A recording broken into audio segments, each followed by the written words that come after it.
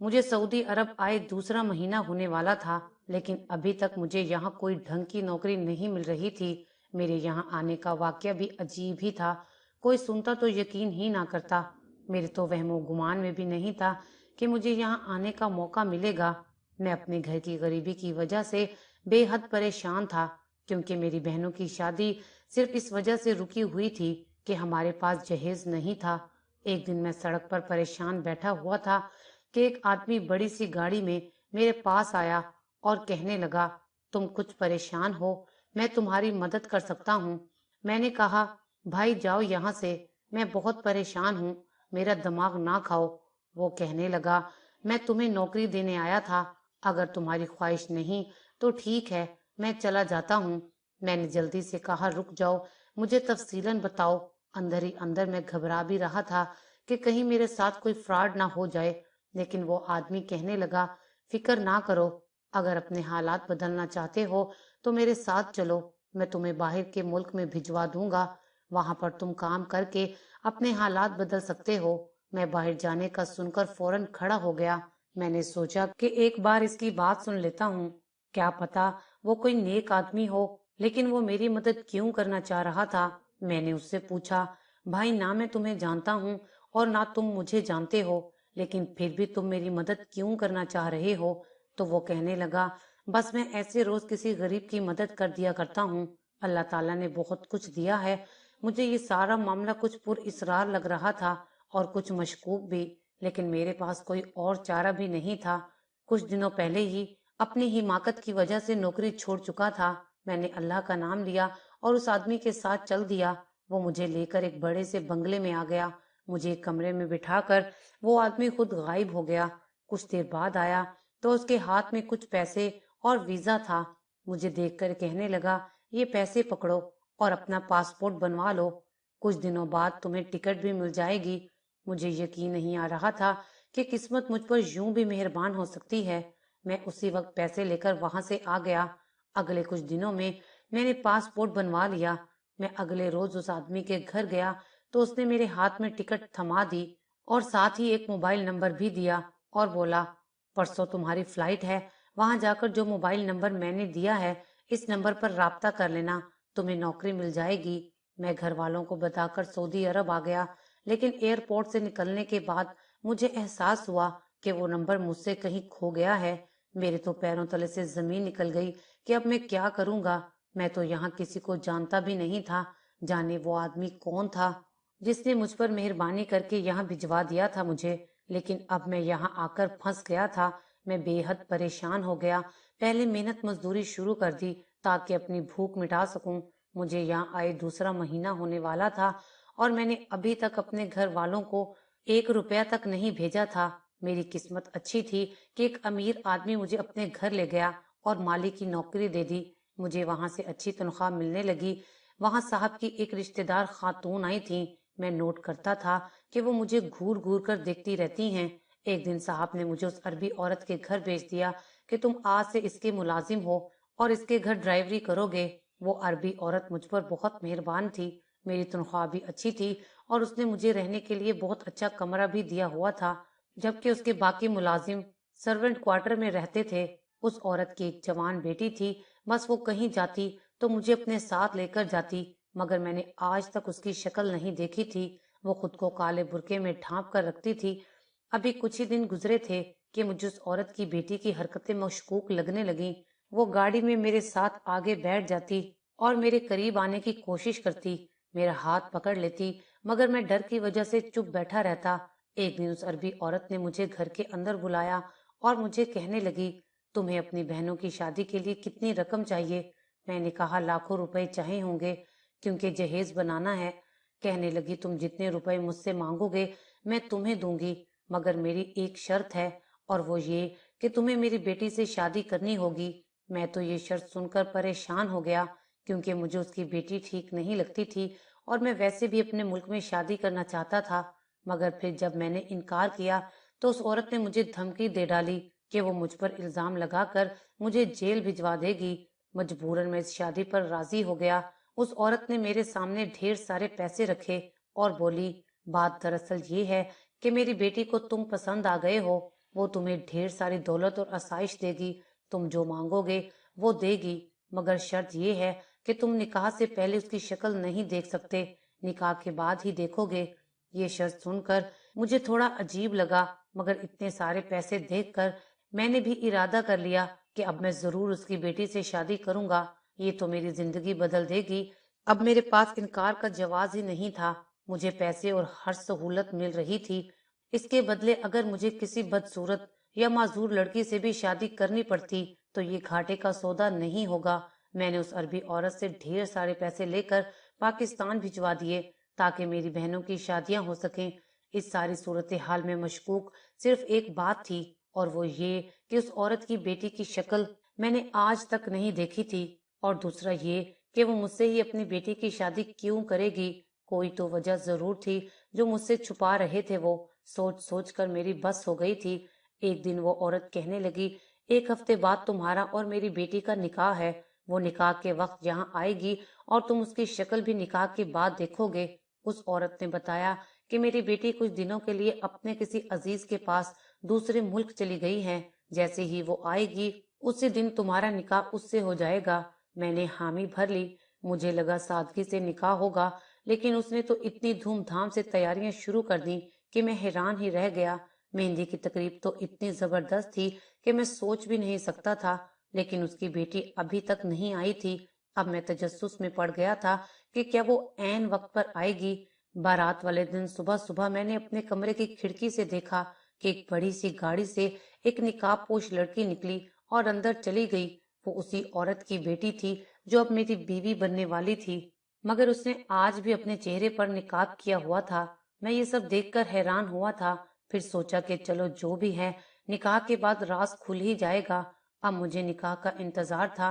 मैंने पाकिस्तान में अपनी शादी के बारे में किसी को भी नहीं बताया था कि पता नहीं ये शादी कितना अरसा चलेगी। निकाह हुआ। निकाह के बाद दुल्हन को मेरे कमरे में पहुंचा दिया गया और मैंने बेताबी से दुल्हन का चेहरा देखने के लिए घूंघट उठाया, और जैसे ही उसका चेहरा देखा मेरे तो होश ही उड़ गए। उसने कहा था कि मैं तुम्हारी शादी अपनी बेटी से कराऊंगी, मगर ये सामने दुल्हन के रूप में बैठी हुई कोई लड़की नहीं थी, बल्कि वो तो। मेरे मुंह से चीख निकलते निकलते रुक गई थी। मेरा जिस्म कांप रहा था, और फिर मेरे सामने मेरा माजी घूम गया था जब मैं पाकिस्तान में था। मेरा नाम इरफान है और मैं मास्टर्स करने के बाद नौकरी के लिए मारा मारा फिर रहा था। हर नौजवान की तरह मेरा भी पाकिस्तान से बाहर रहने का ख्वाब था। मोबाइल पर बाहर रहने वालों की जिंदगी की वीडियोस देख देख कर मेरी भी हसरत बन गई थी कि काश मेरा किसी बाहर के मुल्क में वीजा लग जाए और मैं वहीं रहने लग जाऊं। मैं सबसे बड़ा भाई था और मुझसे छोटे 6 बहन भाई थे। कभी कभी तो मुझे अब्बा और अम्मा पर भी गुस्सा आता था कि उन्हें इतने बच्चे पैदा करने से पहले अपने महदूद वसाइल और गरीबी को भी देख लेना चाहिए था। क्या था जो वो 4 बच्चे कम पैदा कर लेते, कम से कम मेरी जिंदगी तो आसान होती। बड़ा बेटा होने के नाते मेरे नाजुक कंधों पर बेइंतहा जिम्मेदारियां थीं। मैंने मैट्रिक के बाद ही नौकरी करनी शुरू कर दी थी। एक वक्त पढ़ता और एक वक्त मुलाजमत करता। यूं ही रोते धोते मैंने मास्टर्स कर लिया और नौकरी के लिए भाग दौड़ शुरू कर दी। बड़ी मुश्किल से एक बड़े साहब के यहाँ ड्राइवरी की जॉब मिल गई। तनख्वाह अच्छी थी, इसलिए चुप करके काम करने लगा। सुबह 8 बजे जाता और साहब की बेटी को दफ्तर छोड़ने चला जाता। कभी 2 बजे तो कभी शाम के 5 बजे मैं मीम साहब को दफ्तर से घर वापस लाता। बाकी वक्त में सुकून से बैठा रहता, क्योंकि मेरा काम सिर्फ साहब की बेटी को दफ्तर छोड़ने जाना और लेने जाना था, और साहब की बेटी ने हमेशा निकाब किया होता था। मैंने अभी तक उसका चेहरा नहीं देखा था और ना ही मुझे देखने की तमन्ना थी, क्योंकि मैं सिर्फ वहां काम करने जाता था और मैं नहीं चाहता था कि इस नौकरी से निकाला जाऊं। मेरे यार दोस्त मुझे समझाते थे कि साहब की बेटी को अपने प्यार के जाल में फंसा लो, करोड़पति बाप की बेटी है और तू भी इतना हसीन है, अगर तुम उसे पसंद आ गए तो सारी जिंदगी ऐश करोगे। कभी कभी ये बात मेरे दिल को लगती थी, क्योंकि ये अमीर होने का शॉर्टकट तरीका था और निहायत आसान भी।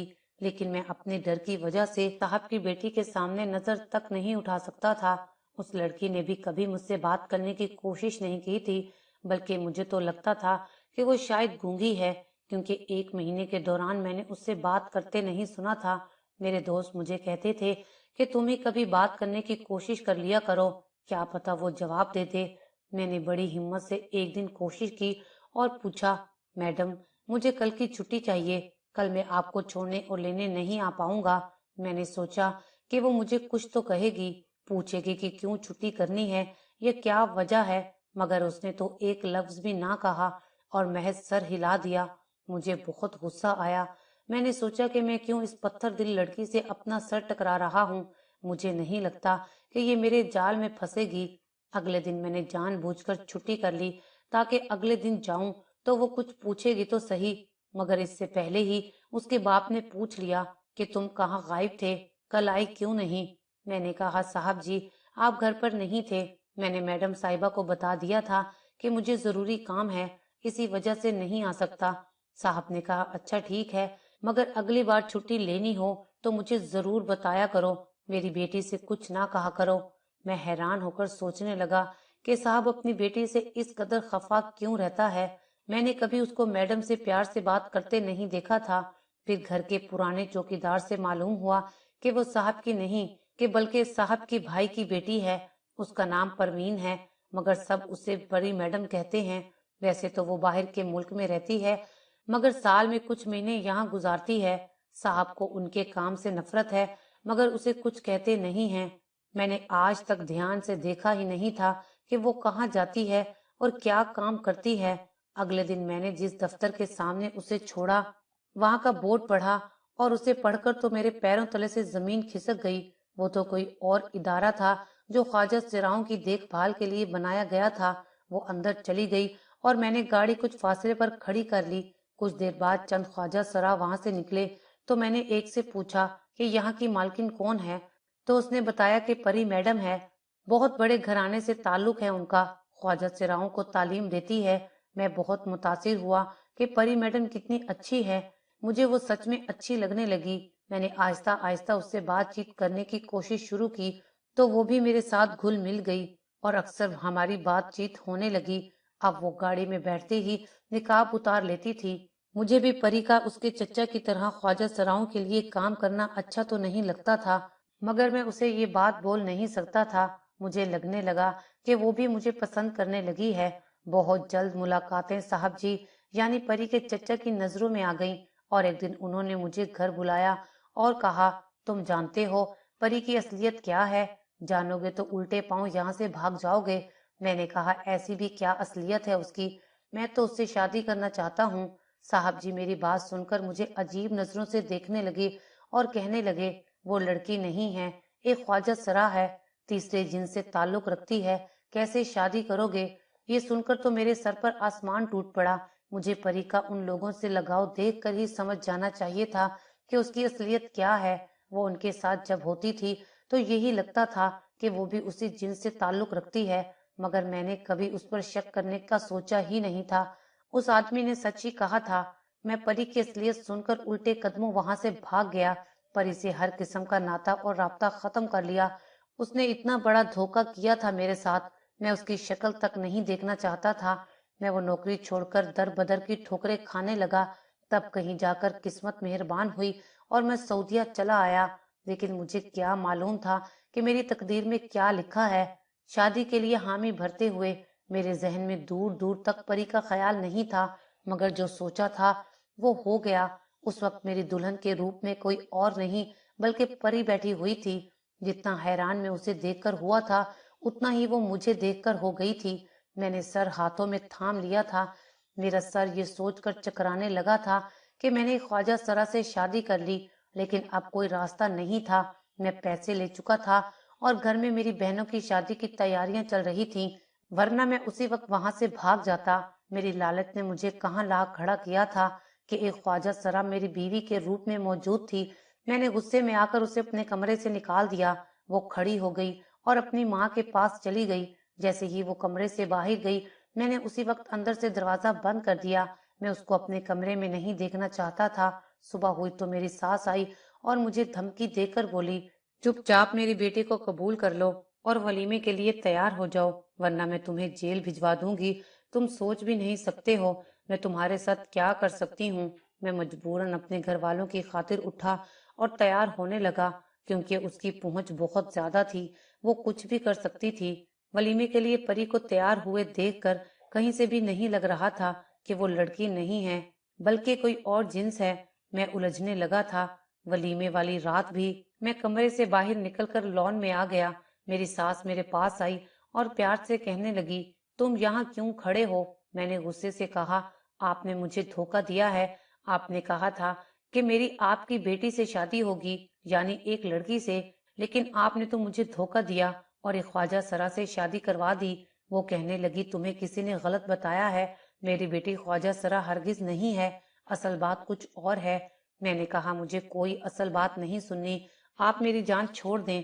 इससे पहले कि मेरी सास कुछ कहती, परी कमरे से निकल आई और बोली, ठीक है, एक माह के बाद तुम मुझे तलाक देकर वापस पाकिस्तान जा सकते हो। तुम्हें जितने पैसे दिए गए हैं वो भी वापस नहीं लिए जाएंगे, लेकिन मेरी एक और शर्त है। मैं बहुत खुश हो गया ये सुनकर कि एक माह बाद मेरी जान छूट जाएगी। इस एक महीने के लिए उसकी शर्त ये थी कि दूसरों के सामने मुझे एक अच्छे शोहर का नाटक करना होगा, क्योंकि आए रोज हमें किसी न किसी दावत पर जाना होता था। मैं हैरान होता था कि यहाँ सऊदी अरब में क्या कोई भी नहीं जानता कि परी की असलियत क्या है। इस एक महीने में मैंने उस पर मुकम्मल तौर पर नजर रखी। कोई भी मशकूक बात ना पता चल सकी। दिन के वक्त तो वो मुझे हर वक्त उसके साथ रहना पड़ता था, लेकिन रात होते ही मैं दूसरे कमरे में चला जाता। आखिर एक महीना भी गुजर गया। मैंने जल्दी से तलाक के पेपर्स बनवा लिए।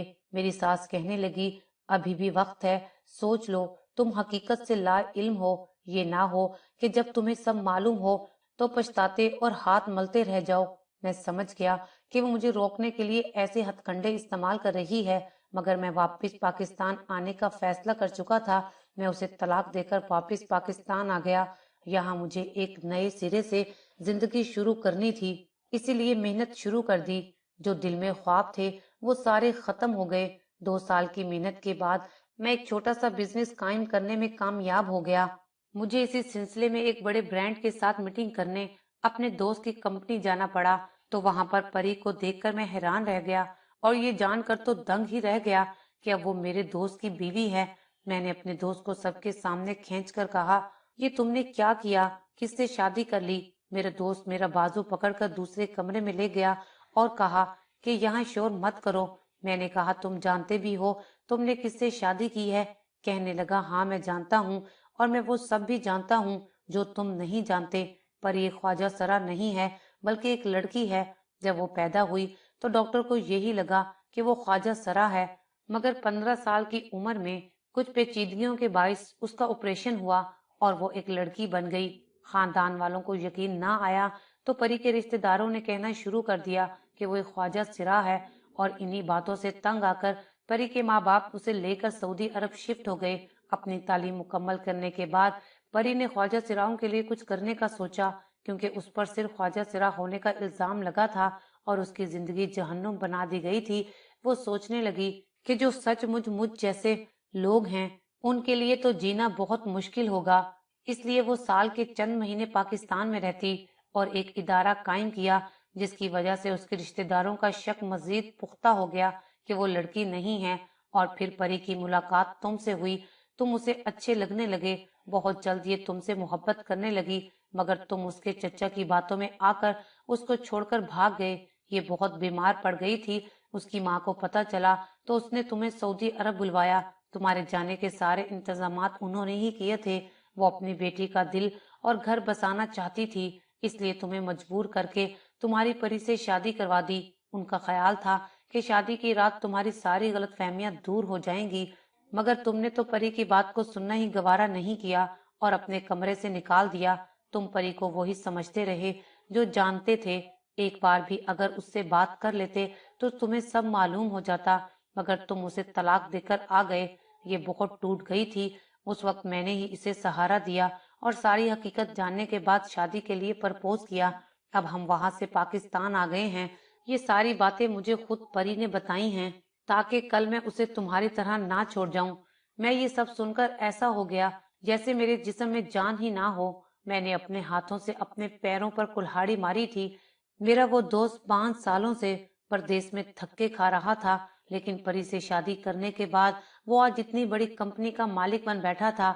मेरा दोस्त कहने लगा, किस्मत ने बार बार तुम्हारे दरवाजे पर दस्तक दी, मगर तुमने हर बार उसे धुतकार दिया। तुम बदकिस्मत हो कि परी जैसी प्यारी लड़की को छोड़ दिया। मैं मरे मरे कदमों से उस दफ्तर से निकल आया। सारा कसूर मेरा अपना था, सारी गलती मेरी खुद की थी। काश मैं उस वक्त परी की बात सुन लेता। मैंने एहसान फरामोशी की थी, इसीलिए अल्लाह ताला ने उसे मुझसे दूर करके उसे एक अच्छे हमसफर से नवाज दिया था। अब मेरे पास पछतावा रह गया था कि काश तब मैं, अब ये काश सारी जिंदगी मेरे साथ रहना था, क्योंकि मेरे जैसे बेवकूफों की सजा यही बनती है कि वो काश के सहारे ही अपनी जिंदगी गुजार लें।